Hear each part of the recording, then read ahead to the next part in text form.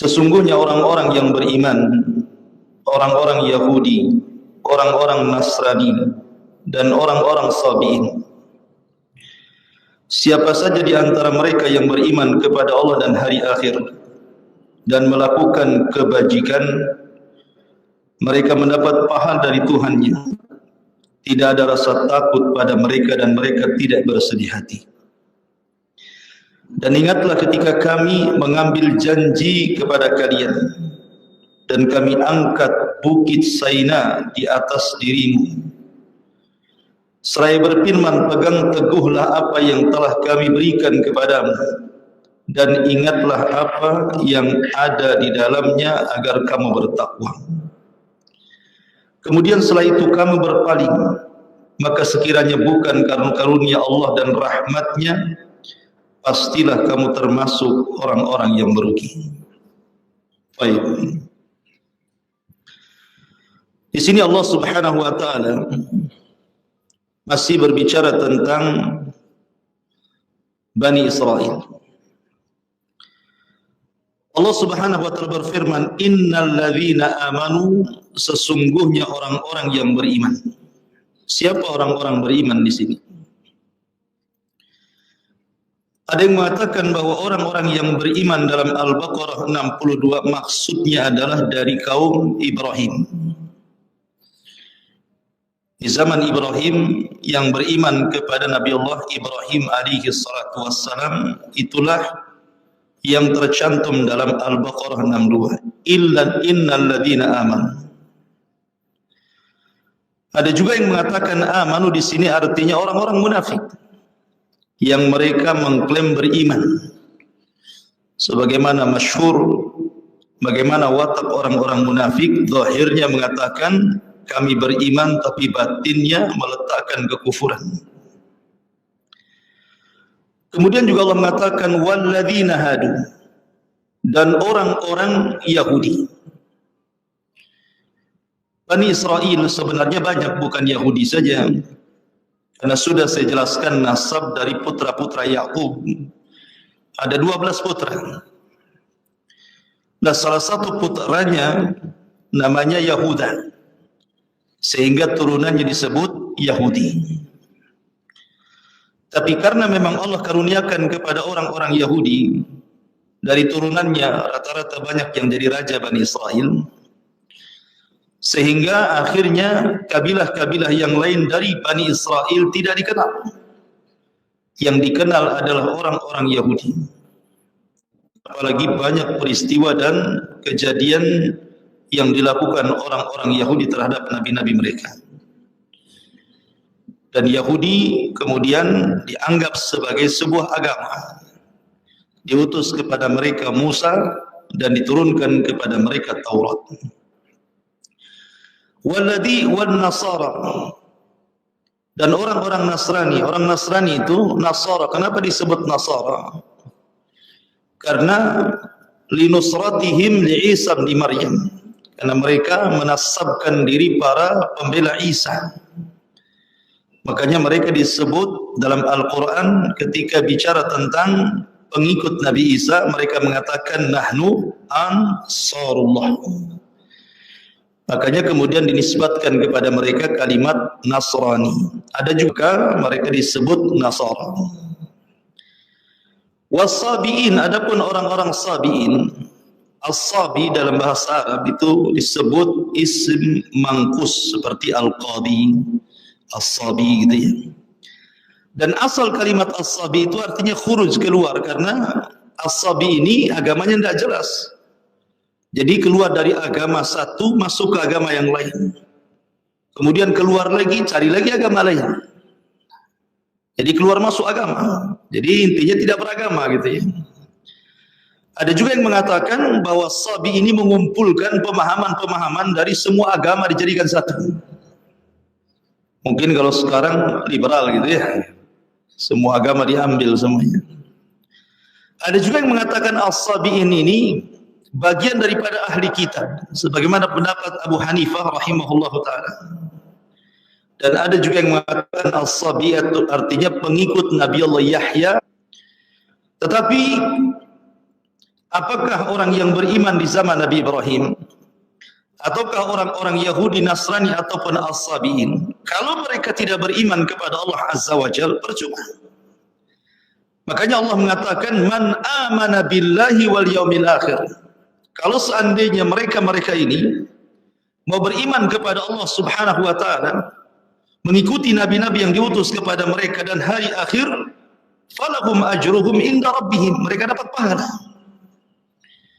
Dan kalau seandainya mereka tidak beriman, lalu apa penasaban mereka kepada agama-agama di zamannya? Mengatakan bahwa kami pengikut Ibrahim, kami pengikut Musa, Isa atau yang lainnya, kalau seandainya mereka tidak beriman. Makanya sebagian para ulama mengatakan, apakah ayat ini bicara tentang sebelum diutusnya Nabi ataukah setelah diutusnya Nabi? Sebab kalau sudah diutusnya Nabi, walaupun mereka pengikut Ibrahim, walaupun mereka pengikut Musa, walaupun mereka pengikut Yahya ataupun Isa, maka tidak ada gunanya. Kenapa? Walaupun mereka beriman, kalau mereka tidak mengikuti Nabi SAW.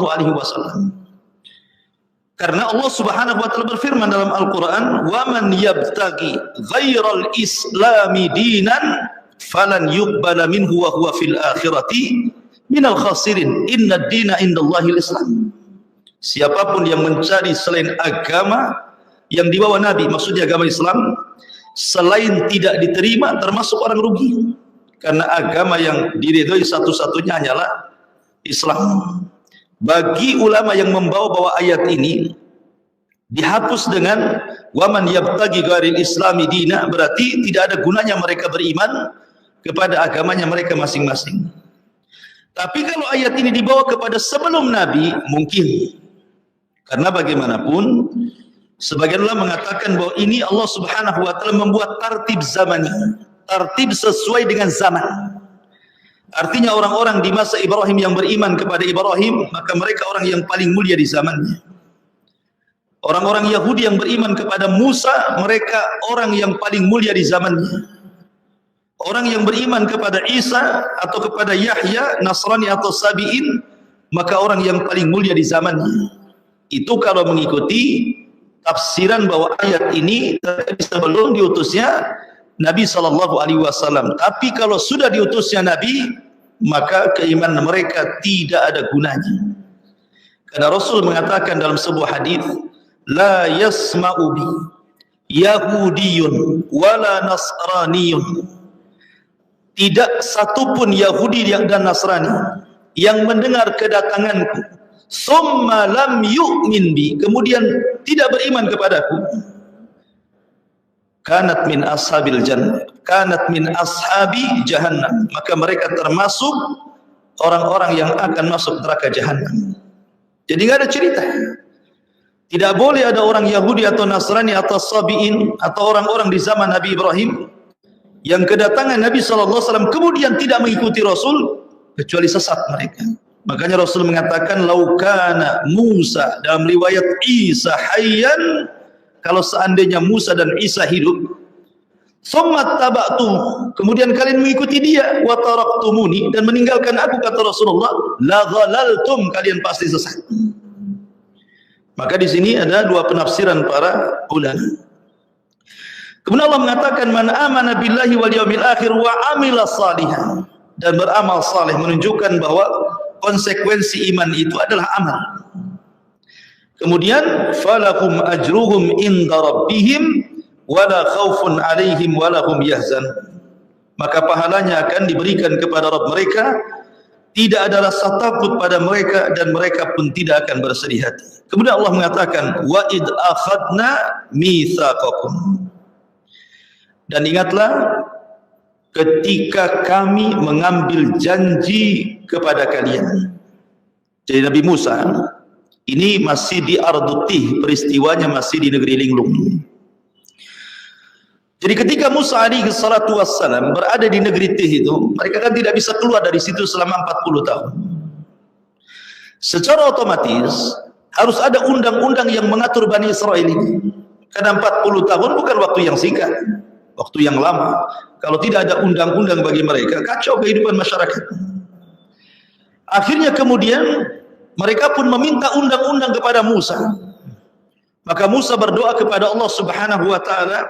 Dari situlah Musa alaihi salatu wassalam membawa nuqabah, orang-orang pilihan yang jumlahnya 12 orang itu, diajak oleh Musa untuk mengambil Taurat. Di mana? Di Bukit Saina. Berangkatlah 12 orang pilihan bersama Musa alaihi salatu wassalam. Kemudian Musa berangkat duluan dan 12 orang pilihan ini belakangan. Singkat cerita, maka Musa alaihi salatu wassalam pun kemudian berjumpa dengan Allah dan berdialog dengan Allah. Kemudian Allah mewahyukan kepada Musa dengan memandatkan Taurat. Dan ini kitab yang sangat masyhur dari kitab-kitab Bani Israel. Itu mukjizat Nabi Musa. Karena Allah Subhanahu wa taala menurunkan kitab-kitab langit diawali dengan suhuf. Tidak ada namanya, hanya suhuf saja. Suhuf